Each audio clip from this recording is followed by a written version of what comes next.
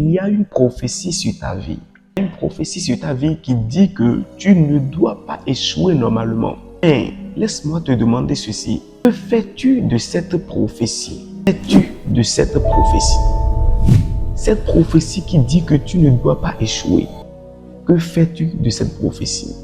Si cette prophétie a tant de valeur à tes yeux, tu dois l'écrire quelque part. Habakkuk 2, le verset 2 dit: écris cette prophétie, grave-la sur des tablettes et relis-la couramment.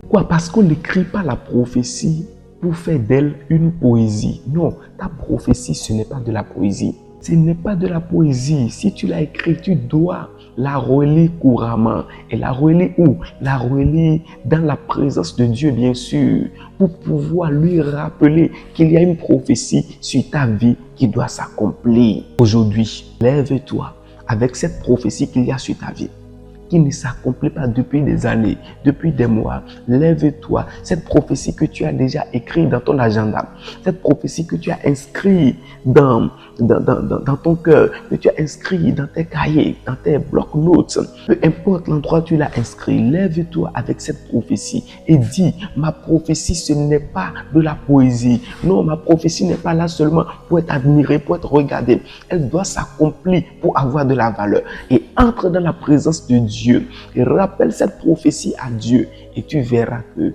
quelque chose se passera pour toi. Merci de partager cette vidéo et de laisser un commentaire. Dis dans les commentaires: ma prophétie, ce n'est pas de la poésie, elle doit s'accomplir. Et tu verras quelque chose se passer. Shalom.